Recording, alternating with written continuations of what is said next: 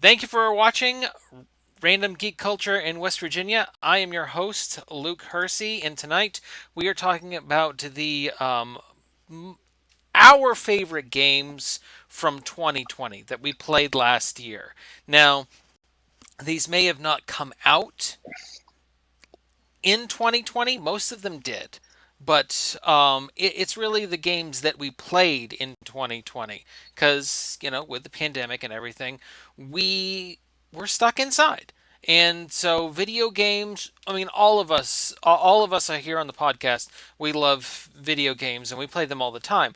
But we allowed ourselves to devote a longer period of time for certain games, and we wanted to talk about it. Now, some of these games we have talked about on the podcast before, but this time we're actually going to talk about not necessarily the games itself, though we are going to go over a little bit of what it was, but why we played it so long and why we are still talking about it now, and how impactful it was, and also, because we were able to devote more time to it, we were able to appreciate the games that we played better.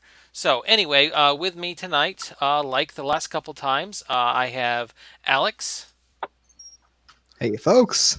and then Greg, Hello. and then Michael Mallow. Yo. So, this evening, we all kind of picked games that we wanted to do. There we tried not to overlap, but I only think that there's one game that all four of us have actually played to completion. Um, One game, I believe, two of us 100% completed it.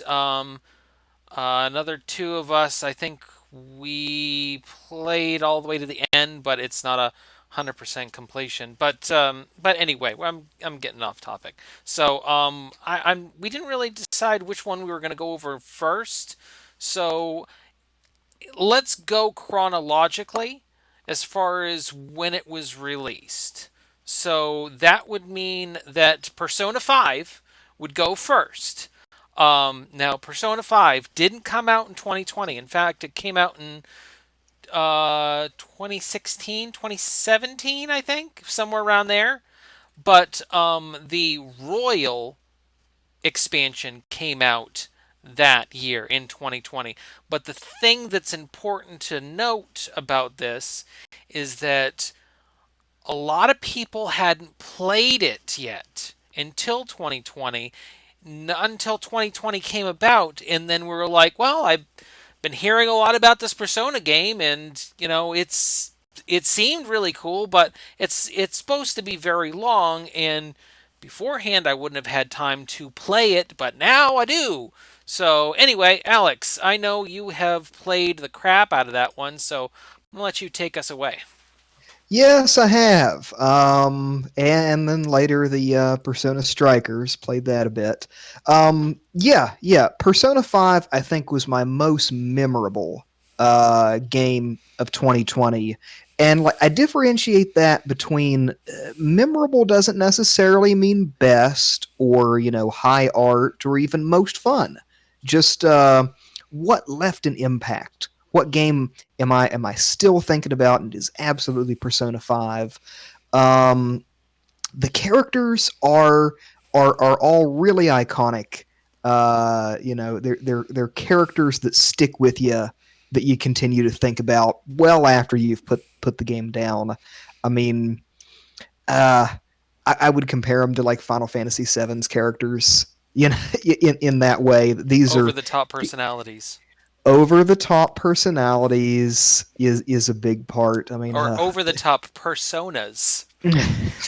every everything about the game is over the top, and that's part of it. That's part of what it made it so memorable to me is that it's just blown way out of proportion. Of course, it's this anime style of storytelling, and That it's weird. It's all weird. that's one of the things I appreciated about the game was it was like some games seemed more like playing a movie. Like there's a lot of like games on the PS4 over this last generation that was like playing a movie. That one, from my perspective, was like playing a manga. In Yeah, there's not a whole lot of games like that. and that's what I likes about you. Is that what I appreciate? You appreciate Miss Squirrely Dan? That's what I appreciates about you. I misquoted it. Yeah, it's Dang it. fine. It's fine. I Yeah, got the gist. I got what you're trying to drive yeah, at. and that's what I. But yeah. Persona 5 is very much a playable visual novel, and like that's not a format that I'm into. I mean, they're much bigger in Japan than they are in the U.S., and I've tried to play a couple, and they really put me to sleep. But Persona 5, it really takes it a step further in that the visual novel stuff, that where you're just watching dialogue of mostly static images. They're not even animated, not Yeah. that much. Um, the dialogue is gameplay. That your responses to the characters, given that they're correct or ideal, will give you numerical bonuses later in the game for the RPG elements. And to make the correct responses, you do need to know the characters. You need to know their personality and what it is that they need to hear in this moment of the story. And that's part of what I think drives the engagement. You need to care about their fictional problems in order to help them through whatever their troubles are and such. What's Um, an example? so let me think of an example. Like Ryuji is early in the game. He was supposed to be on the track team, and he got hurt and he couldn't play on the track team anymore. And like he's really bummed out about this. And you have to, and he confides in you, the main character, all of his problems, and you need to talk him to give him a pep talk of some sort. Right. And I feel like if you didn't know his character, God dang it, I'm getting a phone call. I'm sure it's about my car warranty or something. Oh yeah, Um, yeah. Hey, did you take advantage of that yet? Because I hear it was just about to expire. no, but anyway, yeah, you got to give Ryuji this pep talk, and I feel like if you don't know his character well, and it was memorable to me because I did poorly in those dialogue choices, that I didn't know his character well, that you wouldn't do good in that, and you don't get the bonuses from it, and you don't get the perks and the stat ups that you get from knowing his character. And after that failure, I took a lot more time and was more careful to choose my responses carefully and to remember and listen to what they were saying. Yeah. Another thing that was memorable to me was the music. The music of the game. I'm still singing it. I won't put you. I might, but Don't. No, you know what? Go ahead. Dealer's choice. Dealer's choice. Dealer's choice. No, you don't want that. They never saw it coming like that, 'cause my mind is too fast for eyes. Yeah. Okay, how do I mute you?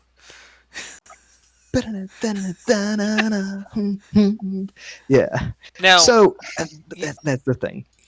I'm still singing the songs. They're still running through my head. And yeah, memorable game. It is not the best game that I played. Oh yeah, the other thing that I was going to bring up about it, yeah, it is really, really long. I put over 100 hours in the game, and like there's a second playthrough to get like extra stuff and everything. And, like no way am I doing that. So we all know 2020 was not an ordinary year, and in ordinary times I would not have had the time or the patience to sit through like sometimes 2 or 3 hours of game content that really doesn't have a battle sequence or anything like that. I wouldn't have had the patience for it. Right. And this time I did, and I'm happy that I played the game. Yeah, this isn't something that I would have sat down with any other time. There's faster paced games. I mean, it's worth it. It was a very worthwhile experience, but it's a pretty long one. So, I have played it as well. I didn't get, very far into it. I got into other games. But I mean, I got the gist of it. Not totally my cup of tea, but definitely it was definitely a unique experience, and that's what I love about video games is it's constantly pushing new mediums in giving me new ways to experience this content. And so I did enjoy it, and I might go back to it. It's just games, lots of games. Would Um, recommend. does anybody else played it? How Yeah. how far have you Yeah. how far did you get into it? I was playing multiple games at the time, so I don't know how many hours I got into it, but it occurred to me that I was going to have to put it aside till I had more time to dedicate to it because I wasn't giving it the time it needed. But I did like it. The music is fantastic. The story's good. They turned it into an anime. Yeah, I haven't watched the anime. I mean to. I mean to. I'd like to know how close it is to the game because maybe I'll just watch the anime. It's not a retelling of the Oh, of the game story. It's what do they call those, OVA. right. Okay. All right. Well, Oh, your thoughts on it, Greg? It it is fun, but you do have to have time to dedicate to it because there is more of the graphic novel aspect than there is the RPG combat aspect. So you've got to be prepared for that. But it's a lot of fun. It's definitely unique. So, yeah, Persona. of everything else, I mean, the music I agree was really top notch. But I think the most memorable thing for me for playing that game and the thing that I would like to go back to it for is the art style. It's Oh it's yeah, Yeah, it's good. fantastic. Um and it's not really something that you see in any other game. You don't. It's quite unique. Um Other than, is there a those name for that? As to like what that style is? Because I feel like they're emulating something, but I don't quite know what it is. anime, just anime. No. It's like the background designs and stuff. Oh. Oh. I Yeah, I don't feel like there's a name for that style. cell I don't know shaded? what it is. No. I don't know what you're driving at then. It's fine. It's like all the wild, elaborate patterns in the backgrounds of things. Hmm, I don't know. It takes some research, but I feel like it's an artistic motif Yeah. that has a name. Okay. I think we're gonna go on to the next game, and we're doing pretty good on time. Okay.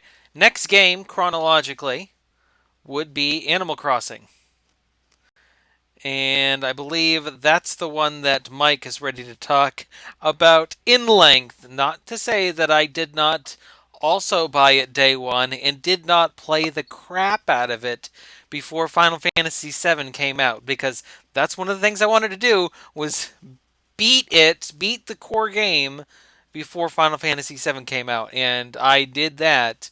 However, I still go back to it, and Cassie and Bella, they play it constantly. But Mike, if you want to take it away for Animal Crossing. Well, one of the blessings of the early COVID days of lockdown was the fact that there were so many good things coming out at that same time. You know, really the only good thing about that time period, and Animal Crossing was definitely the kickoff to that. and of course you had Final Fantasy VII and Fallout 76's update the month after that. Plus, I guess in retrospect, it's a good Cyberpunk didn't get released around that same time, or it would have wrecked everything else that was going on. Yes Anyways. and no. It would have done worse if it had come out then. But keep going. That's right. Anyways, so Animal Crossing was the first one to come out right as things were being locked down, and it was actually a game that I was looking forward to for years. I was huge into the original game for GameCube when it first came out. Well, original United States release. Yeah. Because it came out for Nintendo 64 before that, in Japan Sure. only. Sure. But ever since that version, I've either been indifferent or it's coming out on systems that I didn't have. It's mostly been handheld, I think, from GameCube up until the Switch. I don't believe there might have been a Wii U version. Wii U was the only Nintendo console I've never owned. There was a Wii version, yeah, but I don't think there was a Wii U version. There was lots of mobile versions, though. Yeah, and I even downloaded Pocket Camp one time, and I never once opened it. But this was the thing I was waiting for, and it did not disappoint. You can do everything you could do in the original game, and then some. It very much felt like normal life there for a while, and still kind of does. It's still a daily routine with me to get up in the morning and go hunt for fossils. Even though I completed my fossil mission like a year ago at this point, something like that. But they're good money, and I can't stand having holes in my ground, so I dig them up, I sell them. Right now, I'm on a mission. My long-term goal, aside from completing all the Nook Mile goals, is to get one of every single bug and fish trophy or statue. I've almost become obsessed with it. Like I got walls that are just lined with the statues. I have a list printed out of bugs, and I cross them off as I make statues of them. It's a pretty intense experience, but it's like 10 minutes out of the day at this point. Because otherwise, I've done everything you can do. I've rounded the sun with this thing.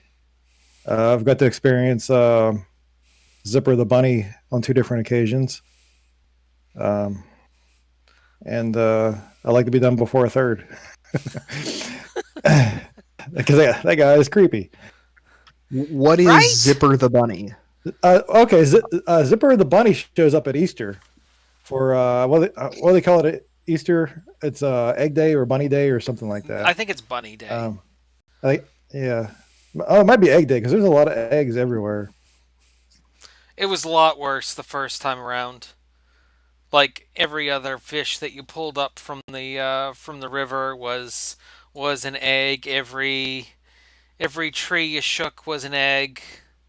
It was bad. The reason for that is because when the game came out March 20th, and then Easter was I think April 1st or 2nd. Yeah. So like you're literally still trying to catch all the brand new stuff whenever suddenly everything becomes an egg that you're trying to catch. Yeah. And that got annoying pretty quick. Probably one of my favorite things from the original was fishing, and I love that you can get very far in this game, early game, if you do a lot of fishing. It's very I am not I don't like fishing by any stretch in real life, but for some reason in Animal Crossing I like it. There are so many aspects of that game that just it feels so right to play, and it feels so calming, and it doesn't have the stress of some other video games. Even though sometimes the stress is what you're going for, sometimes the achievement is what you're going for. Where with Animal Crossing, it's just so well. Like I said, it's very calming. And there's so many of my characters that I care deeply about, even though they're like 1 or 2 note characters. There's no real compelling aspects to them. except they're just hanging out on the island with you. Now, do you have any of your GameCube Islanders or town mates that are on your island? Yes, I've got two different squirrels who I believe were my original residents from back in the day. Um, one's name is Pecan, and the other is Peanut. So both. Well, oh yeah, because they're squirrels. That's funny. Yeah, yeah, yeah. That's one thing I think goes unspoken about this series is how clever both the names are and their catchphrases. Right. Oh, man, I can't think of. There's one now that I cannot think of that. Like it took me like months, and I was like, ah, I get the name. How it works with the type of animal it is. Um, Can't remember the name though. I do not know of a single person that I've played with that has Audie on it. Audie um, was a new character in this game that she's a fox, and it's a character made after the grandmother that has played Animal Crossing for GameCube every single day since it was released. And so Nintendo decided to honor her by making her an official Animal Crossing character. Very Um, nice. I have yet to see her in the actual game. I know she's a character out there. Now, me myself, I have one of the characters from my original town on GameCube. I have Scoot, the penguin that is a big bodybuilder. He's always making bodybuilding phrases. He's such a great character. But I actually went online and bought some blank NFC cards and then burned or wrote the NFC code to that card so I could actually have it read on my Switch so I could pull him to my island. So, Wild. and there's a couple packs on Amazon that you can get where it's just a big pack of NFC cards and it's got all of the Animal Crossing characters from all of the games on those NFC cards and you can pull those to your island. The only exception is the ones from this game, which would be like, well, Audie and a few other additions this time around. Now, I know a lot of people in the early days. I don't know if it's still true. Were clamoring for Raymond, who is a new character, I believe. Have you seen Raymond anywhere in your travels? He's a cat. He's like a hipster cat. Raymond. I don't. Sounds familiar, but I don't know if I've seen him or not, or if I've just read about him. Yeah, I'm still on the quest to find him, but it has not happened yet. But He's not very mainstream. You probably haven't heard of him. that's right. He's what is the homebrewed and He's yeah, locally grown. indie. Yeah, locally Yeah. grown, locally sourced. Yeah. Does But does he have a beard? Is he a lumber sexual? he's got the thick wire rim glasses or whatever. And I've usually seen him holding coffee, although I'm sure that's just coincidental. Because sometimes they hold sandwiches too. So I so Greg and Alex, have you guys played it at all? Yep. Have how much have you played of it, Greg? I played it for about 3 weeks and installed it. Never played it again. It's rough, man. I mean, it's one of Screw those. this island life. It's one of those games that from pretty much in the first week if you're gonna keep playing it, or if it's just not necessarily for you. I mean it's how I was with Persona. I liked it, but it wasn't one that I really felt compelled to continue to play. And there's nothing. This isn't a game that I really had interest in. I've I played Harvest Moon a long time ago, and I guess these are kind of a similar genre. Or Uh, am I way off on that? I can nah, see I it. mean, if Harvest Moon is kind of in that same category, Stardew Valley is right in the middle Well, I of know those two, that. Yeah, of yeah. Animal It's Crossing and games like this aren't really my speed, I yeah. guess. Yeah, I definitely am glad that Nintendo is continuing to update it, come out with new content all the time, um, and it's one that I can see it having a long longevity. I there was probably a better word that I could have used there. Um, that it's a great game, and if you haven't tried it yet, definitely try it. I actually am reminded of a conversation me and Alex were having at work. See, him and another one of our friends, Thomas, they were hugely excited for the new Pokemon game. And I was like, man, the new Animal Crossing is coming, and that's going to be the huge game. Little did we know that 2020 was going to happen.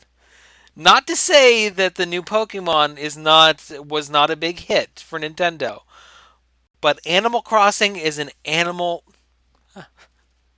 all its own. Ah, Yeah, that was not planned. He does it when he's not even trying. Yeah. Yeah, when Yeah, I'm not I'm sure me trying, and those are Thomas the like better ones. I'm sure me and Thomas drove Luke nuts talking about Pokemon because it was like, really in the weeds technical Pokemon talk. Yeah, Yeah. and yeah, it's fine. Every day. The Every freaking day. Though Pokemon Snap just came out, and I'm actually a little intrigued for that. I'm probably gonna get that for Hazel for her birthday. I had the original N64 one, and it was kind of funny because I had just gone to college and I was pretty embarrassed to be playing that because my roommates were football players. So it's like they're all football players, and I was like, look at this! Okay. I caught a Zapdos. That's funny. Okay, that makes sense now. Yeah. Uh, I got his picture, got the right ISO and everything. did you hear that Nintendo partnered with a camera company to make to come out with a printer that will sync with the Switch so that you can print out your Pokemon snaps? Yeah, the one I saw looked like Pikachu. Yeah. I see. Oh yeah, there's a Pikachu skin that you can get for it. Yep. I think it's Fuji maybe. I might be wrong. Maybe it's Instapix. It's Instamax. Fuji Instamax. isn't Instamax Fuji? But it's Instamax, yeah. You know, Yeah. Instamax might be Fuji. I'm not sure. Okay. But That'd it's an Instamax. That'd been fun if it was Polaroid. All right. Well, we've gotten off topic of Animal Crossing. So anyway, moving on chronologically. Next one would be a game I know we've all played, and we actually had a podcast on it. Well, actually, we had a podcast on Animal Crossing, That's but why I didn't want to say the same stuff I said the last time. So. yeah, well, that's the and that's all what new stuff. that's what we're trying to do. We're trying not to retread the same ground. But the next one is Final Fantasy VII Remake, and my God, that game. That game. I mean, there's so much that I could say about it, but this one's Greg's. Greg called this one, so Greg, I'm going to let you take us away. I think the first thing that really stood out that made me fall in love with it pretty quickly was just the way they had put it together. There was nostalgia, but there was new game. There was the original story, but they fleshed it out more. They fleshed the characters out more. They added to it without taking anything away. It had an old school feel when you played it, but it still had a new combat system. It was just like everything I wanted in an RPG, basically. I did take a break from it because I got caught up in other games, and I took my break after I fought the haunted house. Oh yeah, Yeah, I the took a train break. yard. Yeah. So I've picked it back up since then, but I took a break after the haunted house because I needed one. Yeah, That thing drove me insane. that part kind of slogs on a little bit. In fact, if there's any part in the game that really has a lull, it's that. I I would disagree, but continue. also like the need for strategy. I've actually lost fights and had to rethink my strategy and go back and change strategy and then win.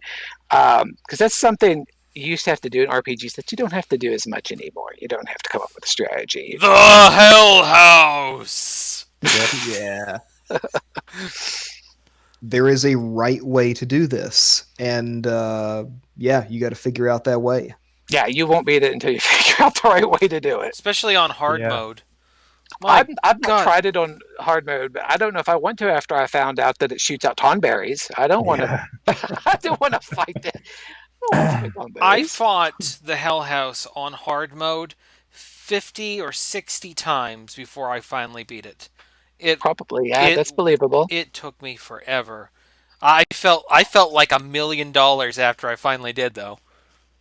I was pleasantly surprised by hard mode in that it wasn't like punishingly hard, but it definitely made you think, and that was something that in the first playthrough I really wasn't thinking that hard about MP usage or what I had equipped at any particular time or on a particular character. Yeah, you I can't wasn't thinking. recover magic points in the game or in hard mode unless it's like part of a casting ability. And there were some abilities that just I didn't even use because they weren't that useful. Well, in hard mode, like they become more useful. They become part of your strategy. So try it, Greg. I will. I haven't finished the normal difficulty yet. Oh So yeah, when it I go doesn't. back- It doesn't unlock until after you finish Yeah. normal. Which I love the fact that you can finish do that game. individual. I know. Individual I know. I've chapters. picked it back up. I'm going to finish it. But I love how much dialogue's in it now. I love the storytelling, the characters. I like them more than I did the first time around, I think. There's elements. There's Yeah. absolutely elements that are greatly enhanced. Yeah, you mentioned the battle system. That was the one thing of it I didn't expect to like because I don't like. I'm always a fan of the old turn-based Right. strategies, and yeah, what they did with the combat systems is incredible. Yeah, I wasn't sure I was going to like it either, especially after I played 15 and I was like, Yeah, with I that think it's what- combat system. But no, I really like the 1 and 7 remake. I think Is there any particular scene that's like kind of just burned into your memory at this point that you find coming up in your mind?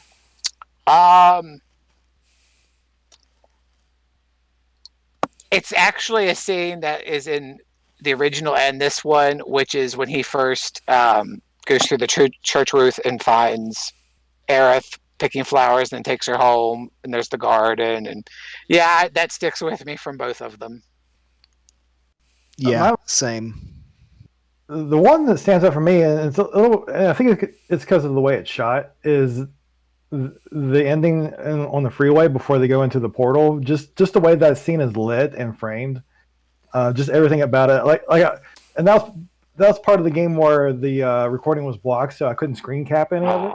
yes, I hated that. But I'm looking forward to when Integrate comes out. It's got a photo mode, so and actually I started doing a third playthrough, and I stopped because when I found there was a photo mode, I was like, well, I'm just gonna wait and play it when Integrate comes out and hit its end. I was really tempted not to pick it back up till the PS5 upgrade. I'm like, nah, I'm not going to wait that long. But that reminded me of something else they added that wasn't in the original that I really liked was the fight on the motorcycles. Oh yeah, The battle on the with motorcycles. Jesse. Yeah, it was pretty great. Oh man, that is actually my favorite chapter in the whole game. I That was the first chapter I replayed when I unlocked all the chapters. That was the first one I did because I loved that chapter so much. Because not But only did it bring more to the story, but it was a hell of a lot of fun, especially Yeah, the bike scene. yeah, the bike scene was just fantastic. my It favorite it added thing, a lot to the setting too, to just yeah, the city of Midgar. yeah. Well, you never get to see the upper plates, so it's nice to finally get to go up there and Explore. explore. Yeah, see more. Yeah. My favorite thing was Wall Market. And as far as that, Love Bull Market. as far as Midgar goes, that was my favorite in the original too. And it was nice to see how they modernized it and how they modernized the cross dressing story because it isn't quite as uh, Cringy? it's a little more cringy now than it was back then. So, and I think they updated it very nicely. I just did that recently, and it was actually pretty entertaining. Yeah, it was. In fact, Yeah. I was worried about the integration of the Honeybee Inn to to this, but they executed it pretty well. They, Uh, they I, took out Cloud's hot tub scene though. Darn it! I mean, I was worried most of that would be just straight cut, but they didn't do that. They made it better. Like the dance sequence where they you doubled got to do down Get like a on the it. dance time mini hits. game. Yeah. That made it. Yeah, That just it has to be over the top. It has to be silly, and they have to commit, and they did. yeah, they did. And you can still look through the keyholes. Now, Alex, you were mentioning like most memorable parts. There is one thing that still sits with me, and it's not a whole scene. It's not a whole section or chapter or whatever. It's just one part that it still sticks with me, and it's when you first get up in front of the Shinra headquarters, and there's the lights, the big floodlights behind you, and it's you're looking out at the entire Shinra headquarters, and it's just it was one of those things in the original that they did pretty well. You could see it pretty well, but nowhere like this. Hmm. And I don't know how many of you guys played Crisis Core. Oh, I love Crisis Core. Right? It's Love so Crisis Core. I good. want Why that isn't it remade. not on PlayStation now? I, or remade or something. I love Right? it. Gosh. I Anyway, love it. anyway. So in Crisis Core, they had Shinra headquarters, and it was really quite fantastic compared to the original. But they took it even farther, and they made it look even more ominous. And I just that that that that one screen, that one little section of it was just fantastic. Yeah, the environments, just the. I mean, the environments in the original were memorable, Yeah, they were. and they definitely brought that over. And they there's a lot of just the setting sticks with you. Now, no, we brushed on the idea of the slog. How long something took. The one I was going to mention is the journey from Tifa's bar to Sector 5 reactor. That just went on forever. Because and like it wasn't all bad. It was good, but it was like I really wanted to get to Aerith.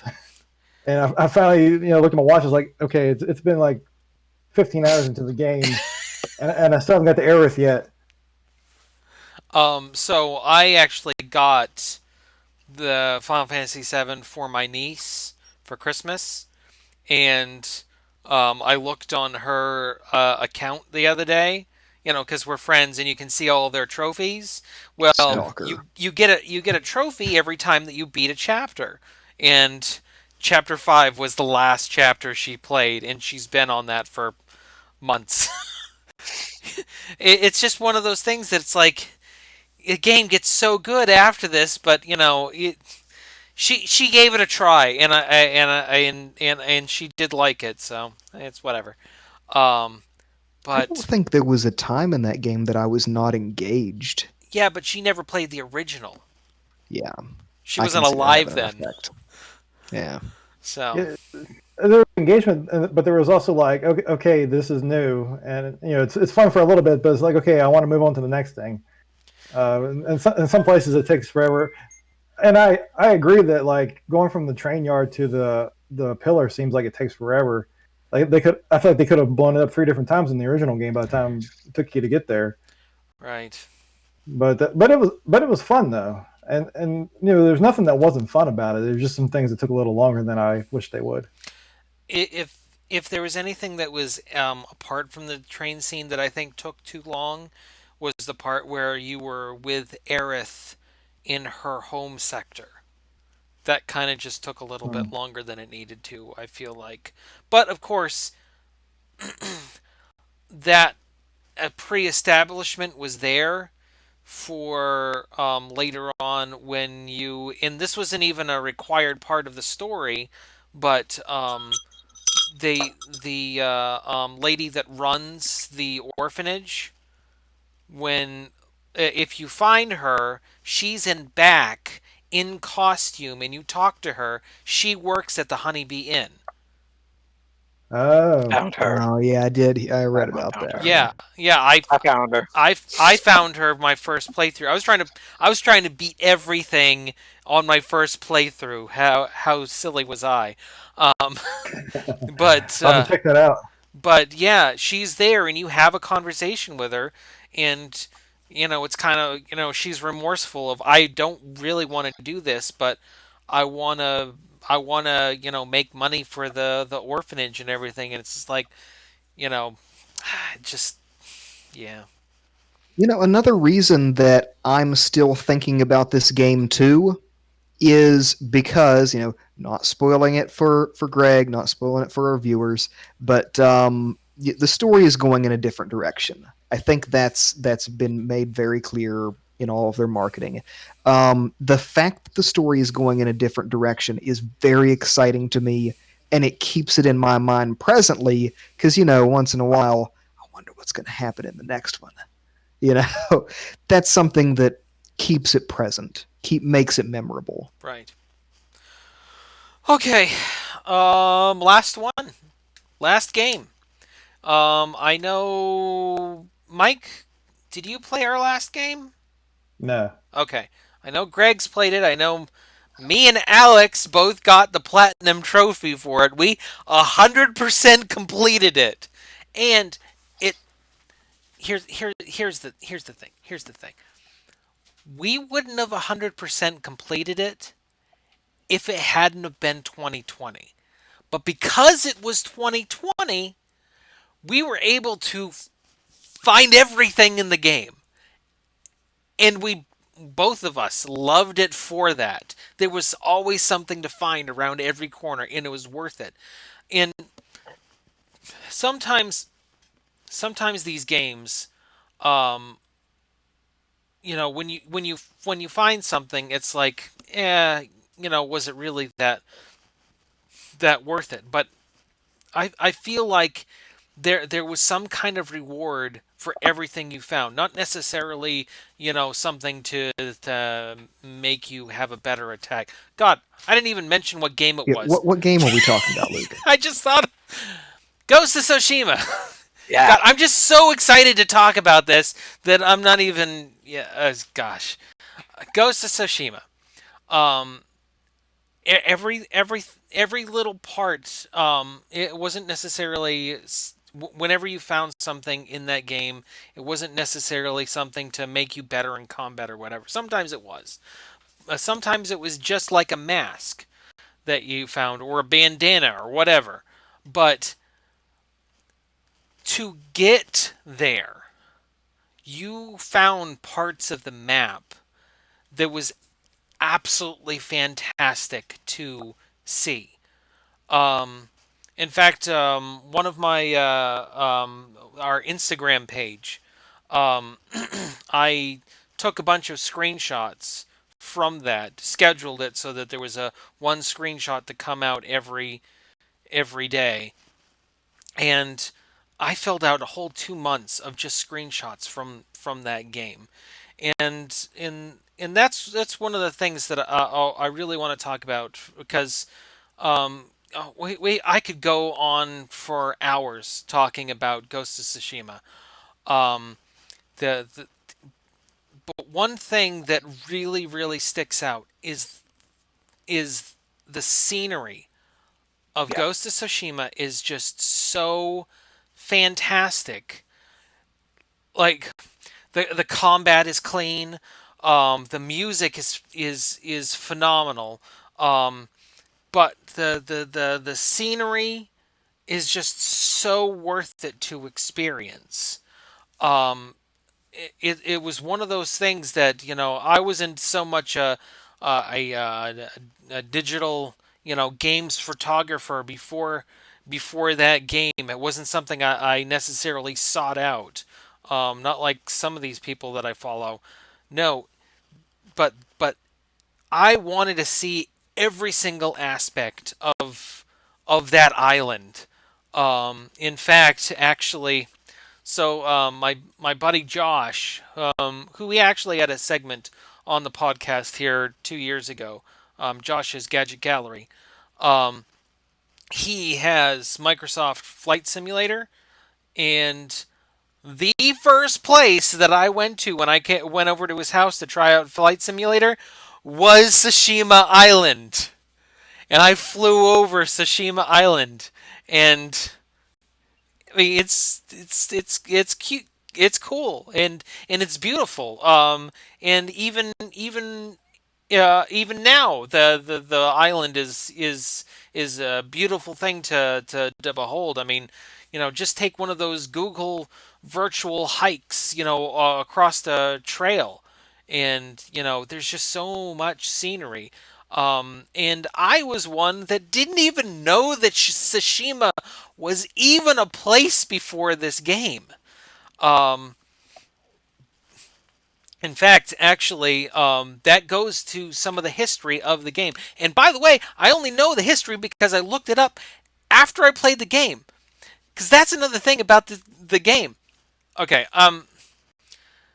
one of the things that me and Alex have talked about in several occasions was there's no problem in changing the story a little bit if it makes people want to know the actual story or know more. Obviously, there was a little bit of historical divergence in Ghost of Tsushima, but it wasn't much. It wasn't a lot. Um, and so I was just talking about how I didn't know that Tsushima was a place. Um, Neither did the Huns, and that's where the actual story comes from.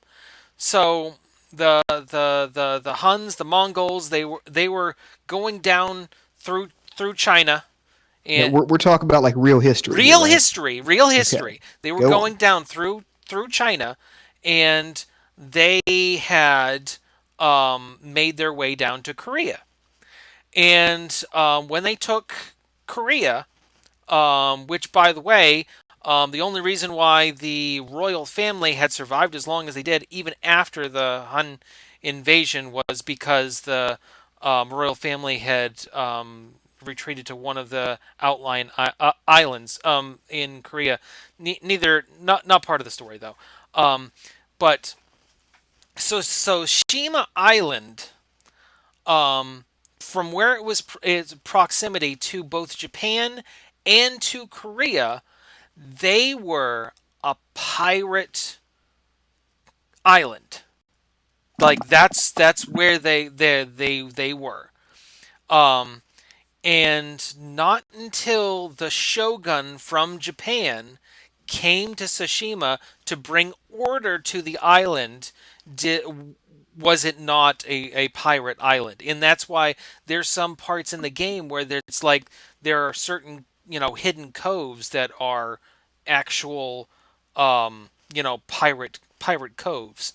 And those pirates, they were still, operating out of Korea and Japan. So when the Huns took over Korea, parts of Korea, they heard through the grapevine, um, from the pirates that there was an island between Korea and Japan, because Japan was where they had their sights set. They wanted to take Japan. They didn't know that Tsushima was a place until they talked to these pirates. So their eventual plan was to go to Tsushima, gather resources, and better take Japan.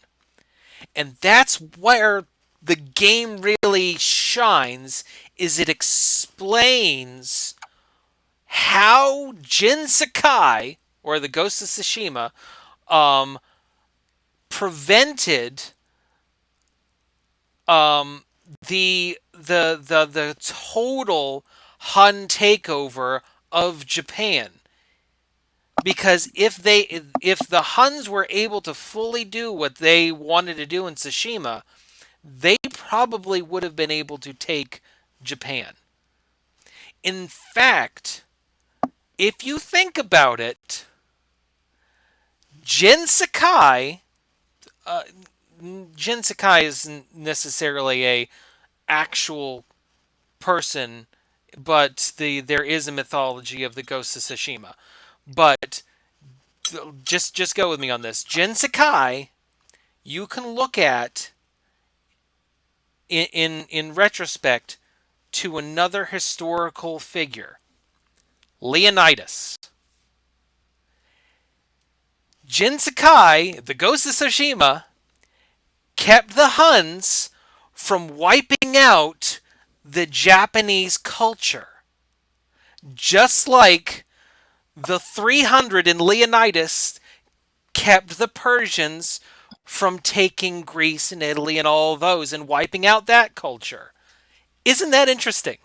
That is an interesting take on it, comparing him to Leonidas, because like both of these are framed around real historical events, but fictionalized and made into legends and stuff to mythical proportions. Right. Both Leonidas and Jin Sakai from this game. Right. This has been Random Geek History. Random geek history. Kinda.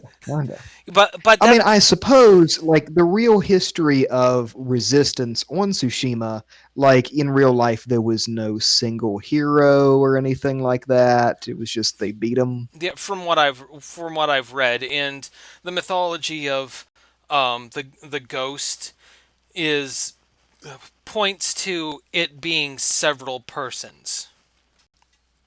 But the abandonment of the shogun ideal, going back to the pirate roots of Tsushima, is what saved the island and saved the shogun in whole, which is kind of crazy too. Um, but even apart from that, the game is so fantastic on so many different levels. The pseudo historical portion of it, the music, the art style, the graphics, I mean, graphics only mean portion to my total gaming experience, but my God, are they great! Even on a base PS4. Even on a base PS, I'm playing it on a Slim, and I'm constantly like, "Oh my God, this is amazing!" Yeah, there's a lot of just visually striking areas. I mean, I find myself looking through my screenshots once in a while too. 'Cause it was a game that encouraged me to take screenshots. I don't usually take screenshots, but there were just scenes like I want to capture this moment.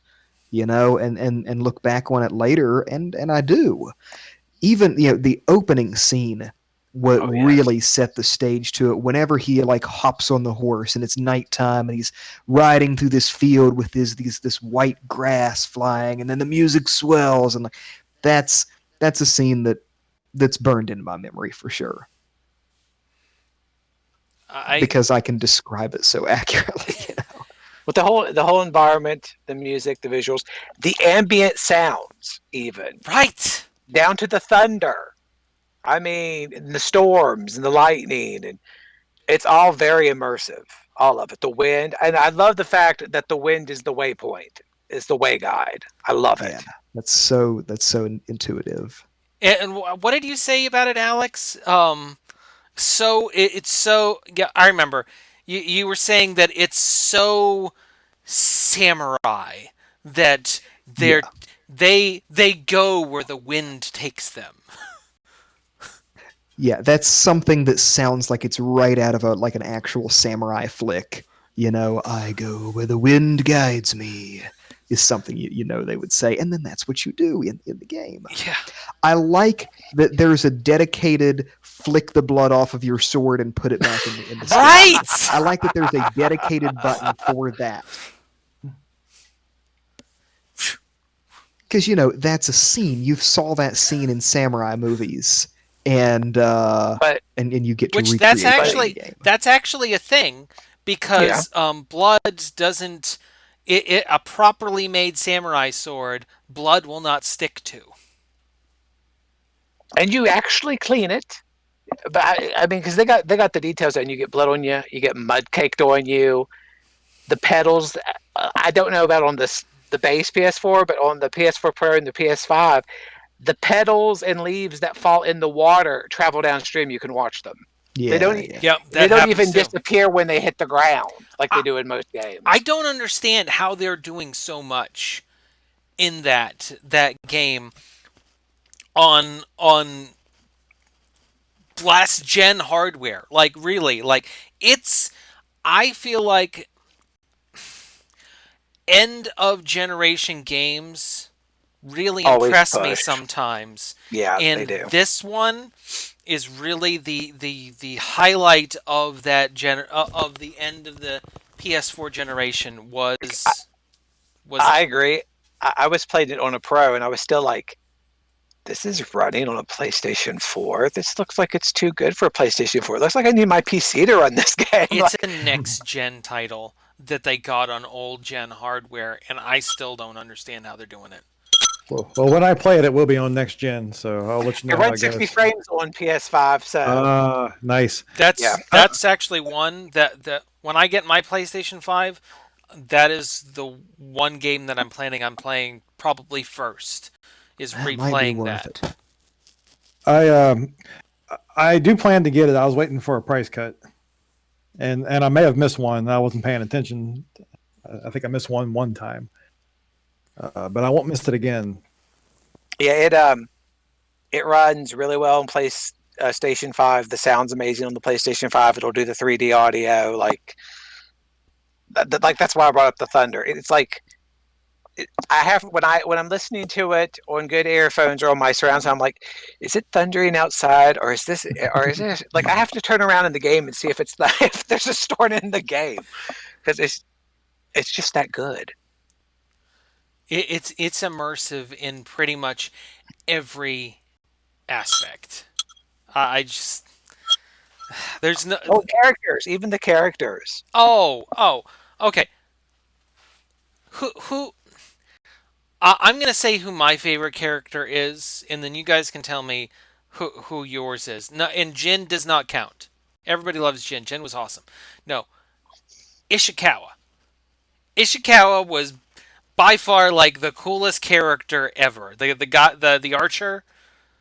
God, he was fantastic, fantastic. I I'm kind of drawn between two. I like Yuna. I like the thief. Oh yeah, yeah.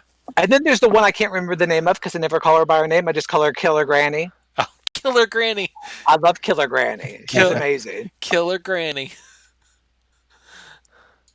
Alex.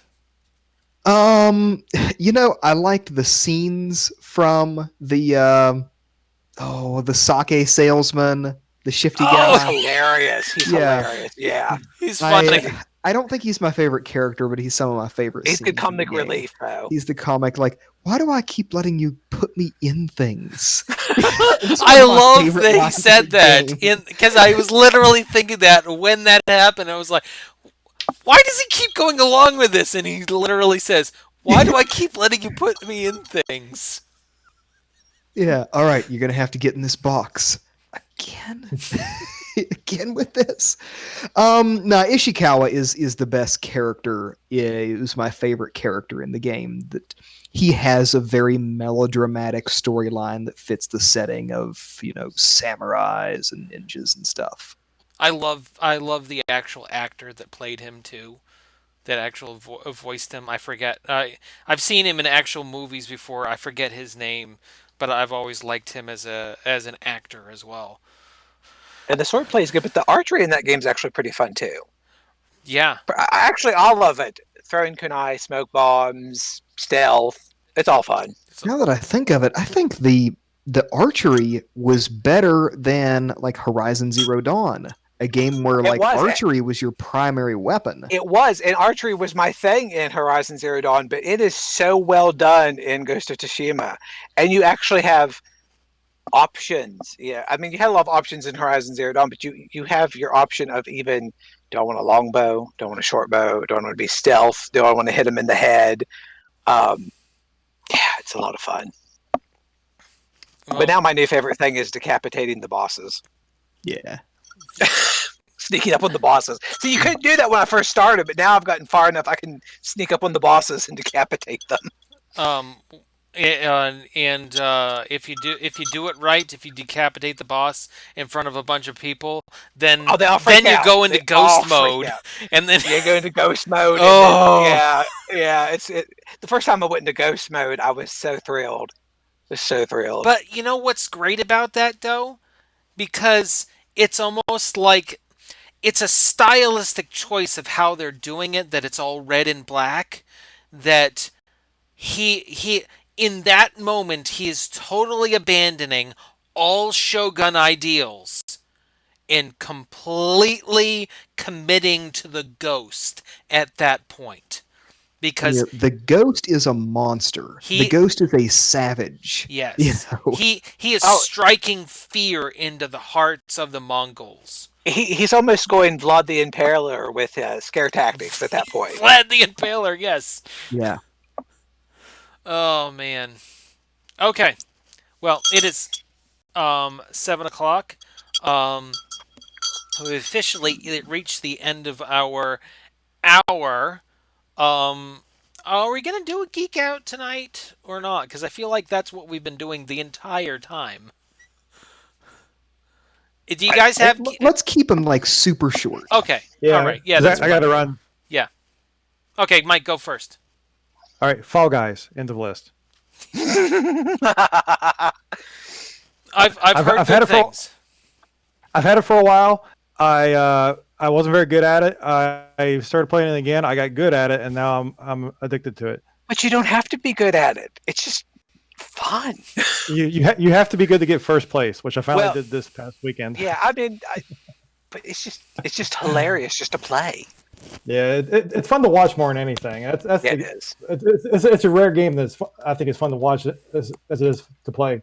All right, end of list. Okay. Greg.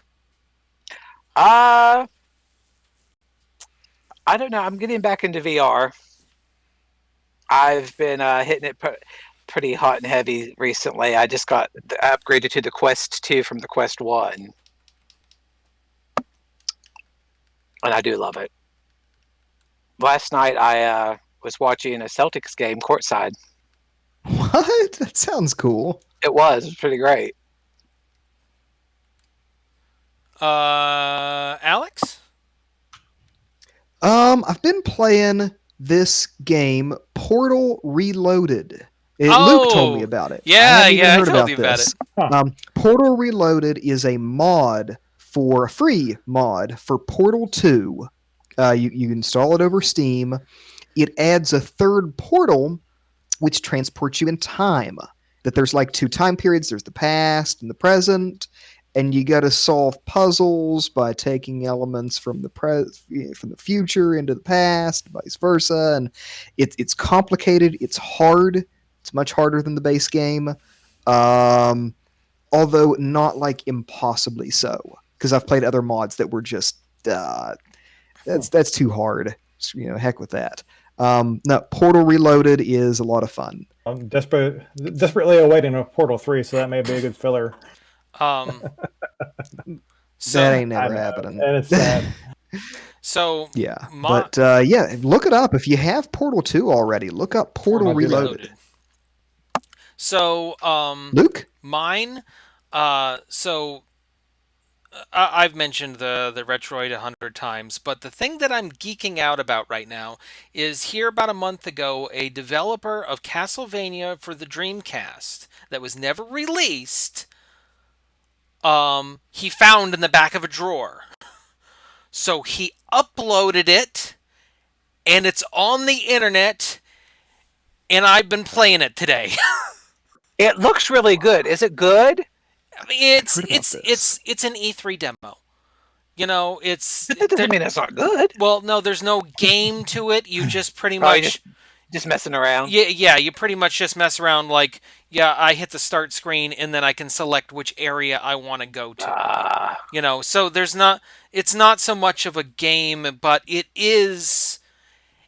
this is a great example of a game that is fallen into not only so much obscurity as it was never an actual thing that you hear about and you heard that it came out, but it was never released officially, and the concept of it has fallen so far from everybody's mind that everybody forgot about it, and then a developer finds it in the back of a drawer, and then it is the hot topic.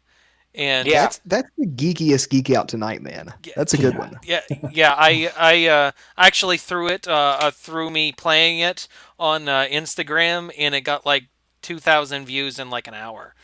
Nice. It's definitely yeah. I am definitely geeking out about. It just makes me want to go and like find other quote unquote, because now it's not really an official release, it's really homebrew. um what other unreleased games of homebrew that I can, you know, put on my Retroid or play around with. Things that, it's an edge item, you know. So That's a anyway, good wrap up, man. yeah. So anyway, this has been Random Geek Culture in West Virginia. I was your host, Luke Hersey. With me tonight was Alex, Greg, and Mike. And if you like this, then go ahead and catch us probably once a month on Twitch. I'm going to put this on YouTube, so if you're watching it on YouTube, hit like and subscribe and not dislike. Don't do that. Comment if you don't like it, because the algorithm likes that. Because any engagement is what the algorithm likes. Also, there are other places that you can check us out, but you can check all of that out on Linktree, and all of the links lead back to other links. So anyway, thank you for watching, and welcome to the end. To the end. Bye. See you, folks. Bye. bye.